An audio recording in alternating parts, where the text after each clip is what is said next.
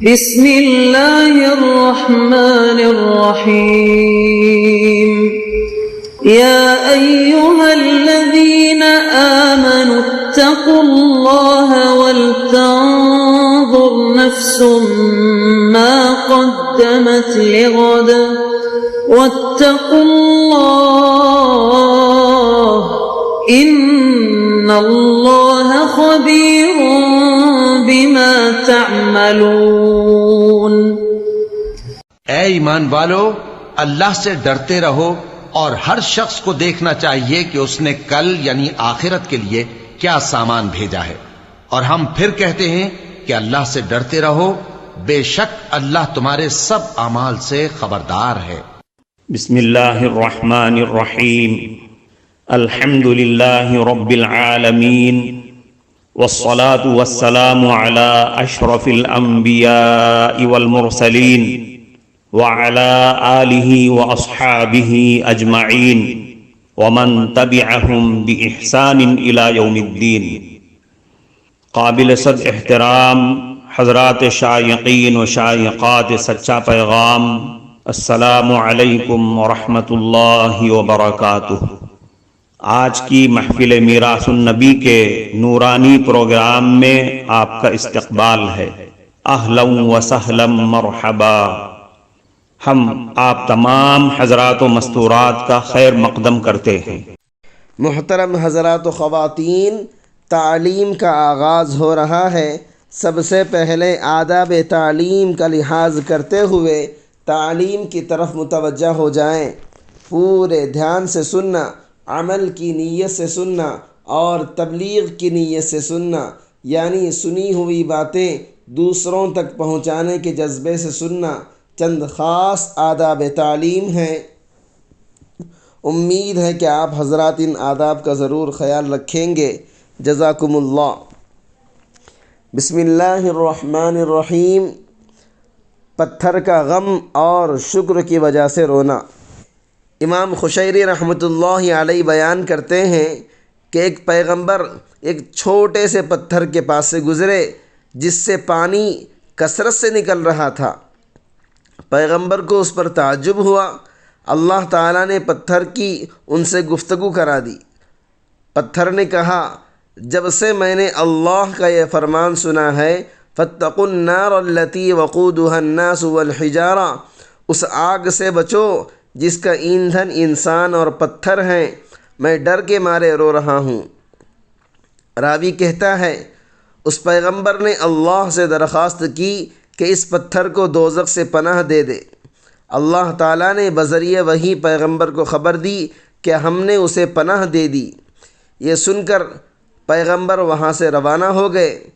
کچھ عرصے کے بعد واپس آئے تو دیکھا کہ اس پتھر سے پانی بدستور نکل رہا ہے۔ انہیں پھر تعجب ہوا۔ اللہ تعالیٰ نے پھر پتھر کو بات کرنے کی صلاحیت دے دی۔ نبی نے پوچھا، اب جب کہ اللہ تعالیٰ نے تجھے معاف کر دیا ہے تو کیوں رو رہا ہے؟ پتھر نے جواب دیا، وہ رونا غم اور خوف کا رونا تھا، اور یہ رونا شکر اور خوشی کا رونا ہے۔ کھانے پینے کا حلق سے اتر جانا اور ہضم ہو جانا بڑی نعمت ہے۔ وہب ابن منبع رحمۃ اللہ علیہ ایک روز ایک گونگے بہرے مصیبت زدہ آدمی کے پاس سے گزرے تو ایک شخص نے آپ سے پوچھا، کیا اس آدمی پر کوئی انعام باقی ہے؟ آپ نے فرمایا، ہاں، کھانے اور پینے کا آسانی سے گلے میں اتر جانا اور آسانی سے باہر آ جانا ان ظاہری نعمتوں سے بہتر ہے جو گم ہو گئی ہیں۔ 50,000 درہم کے مالک ہو کر شکایت کر رہے ہو؟ ایک شخص نے کسی اہل دل سے اپنی مفلسی، اپنے فخر و فاقہ کی شکایت کی اور اس کے باعث اپنا شدت سے غمگین رہنا بیان کیا۔ انہوں نے فرمایا، کیا تمہیں یہ منظور ہے کہ تم اندھے ہو جاؤ اور 10,000 درہم کے مالک بن جاؤ؟ اس نے انکار کر دیا۔ پھر انہوں نے فرمایا، کیا تمہیں یہ بات پسند ہے کہ 10,000 درہم ہوں اور تم گونگے ہو جاؤ؟ اس نے عرض کیا، نہیں۔ انہوں نے فرمایا 20,000 درہم کے عوض تمہارے ہاتھ پاؤں کٹے ہوئے ہوں، کیا تمہیں یہ منظور ہے؟ اس نے کہا نہیں نہیں۔ انہوں نے فرمایا تمہیں اپنے آقا کی شکایت کرتے شرم نہیں آتی؟ باوجود یہ کہ 50,000 درہم کی مالیت اس نے تم کو دی ہے، پھر بھی تم اس کی شکایت کرتے پھر رہے ہو۔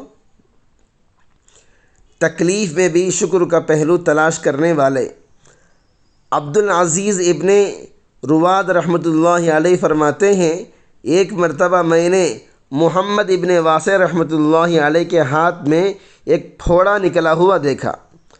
وہ مجھے دیکھ کر فرمانے لگے، کیا تم جانتے ہو کہ اس پھوڑے میں میرے اوپر کیا انعام ہوا؟ محمد ابن واسع رحمۃ اللہ علیہ پہلے کچھ دیر خاموش ہو گئے، پھر فرمایا اللہ تعالیٰ نے یہ پھوڑا میری آنکھ کی سیاہی پر نہیں نکالا، نہ میری زبان پر اور نہ میری شرمگاہ پر نکالا، بلکہ اللہ نے یہ پھوڑا ہاتھ پر نکال کر اس کو میرے لیے ہلکا کر دیا۔ دیکھیں، شکر کرنے والے تکلیف میں بھی راحت کا پہلو ڈھونڈ کر شکریہ ادا کرتے ہیں کہ اللہ کا شکر ہے کہ پھوڑا میری آنکھ، چہرے یا شرمگاہ پر نہیں نکلا بلکہ ہاتھ پر نکلا۔ تکلیف میں بھی تکلیف کا اظہار نہیں بلکہ شکر کی کیفیت ہے۔ صابر اور شاکر کے لیے جنت کا وعدہ ہے۔ عمران ابن حطان خارجی سیاہ رنگ کا تھا، لیکن اس کی اہلیہ نہایت خوبصورت تھی۔ ایک دن اس کی بیوی نے اپنے شوہر کو غور سے دیکھنے لگی اور الحمدللہ کہا تو اس کے شوہر نے پوچھا کیا بات ہے؟ اس عورت نے جواب دیا، میں نے اس بات پر اللہ کا شکریہ ادا کیا کہ آپ اور میں دونوں جنتی ہیں۔ شوہر نے کہا کیسے؟ عورت نے کہا تجھے مجھ جیسی حسین اور جمیل عورت مل گئی تو تم نے اللہ کا شکریہ ادا کیا، اور مجھے آپ جیسا شوہر ملا تو میں نے صبر کیا۔ اللہ تعالیٰ نے صبر کرنے والوں اور شکر کرنے والوں سے جنت کا وعدہ فرمایا ہے۔ ہاتھ، پاؤں، آنکھیں اور زبان اللہ کی بڑی نعمتیں ہیں۔ حضرت سلیمان رحمۃ اللہ علیہ بیان کرتے ہیں، ایک شخص کو دنیا میں بڑی فراخی دی گئی تھی، پھر جو کچھ اس کے پاس تھا سب چھین لیا گیا۔ بس وہ اللہ تعالیٰ کا شکر اور تعریف کرنے لگا، حتیٰ کہ بچھانے کے لیے چٹائی بھی نہیں تھی، پھر بھی اللہ کی تعریف کرتا اور شکر ادا کرتا تھا۔ دوسرے آدمی کو فراخی دی گئی تو اس نے اس آدمی سے کہا تم اس حال میں ہو اور اللہ تعالیٰ کی تعریف اور شکر کرتے ہو؟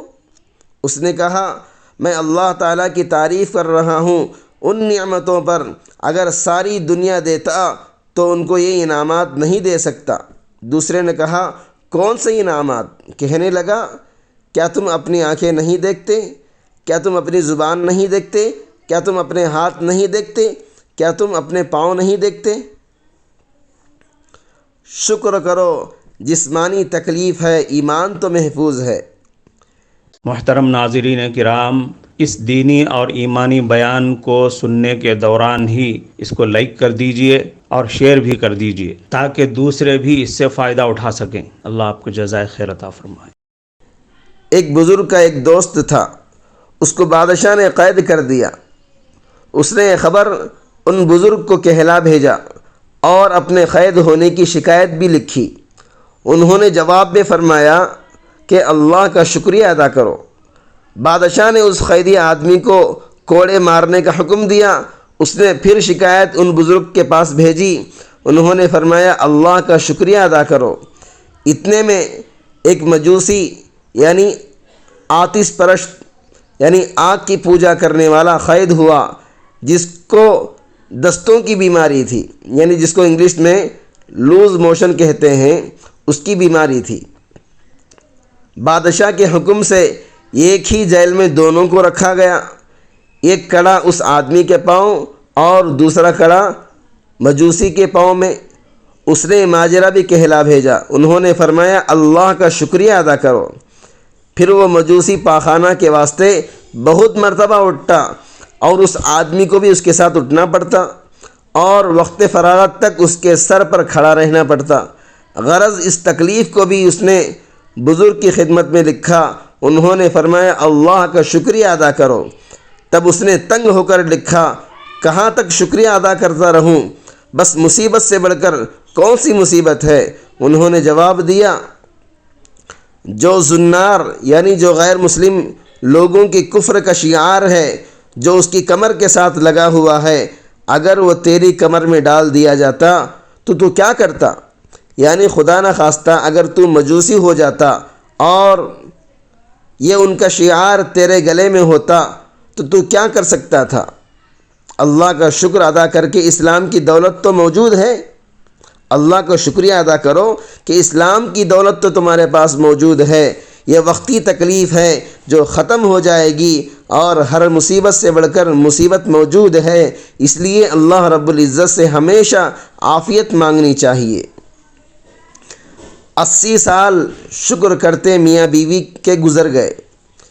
بعض اکابر سے مروی ہے، میں نے ایک سفر میں ایک بوڑھا جس کے چہرے پر عبادت کا نور چمک رہا تھا، میں نے اس کا حال پوچھا۔ اس نے کہا کہ ابتدائے جوانی میں اپنے چچا کی بیٹی پر عاشق ہو گیا، اور وہ مجھے ایسا ہی جانتی تھی، یعنی وہ بھی مجھ سے عشق کرتی تھی۔ اتفاق سے اس کا نکاح بھی مجھ سے ہو گیا۔ شب زفاف کو میں نے اس سے کہا کہ آؤ اس رات کو نوافل شکر میں کاٹ لیں کہ خدا کا شکر ہے کہ ہم کو ملایا۔ غرض وہ رات ہم دونوں نے نماز میں گزار دی، اور کسی کو ایک دوسرے کے پاس جانے کی فرصت نہ ہوئی، ساری رات عبادت میں گزر گئی۔ جب دوسری رات آئی تب بھی ہم دونوں نے وہی گفتگو کی اور رات بھر شکر گزاری میں کاٹ دی۔ اسی طرح 70 یا 80 برس سے اسی حال پر ہم دونوں موجود ہیں۔ پھر اس نے بڑھیا سے پوچھا، یوں ہی ہے؟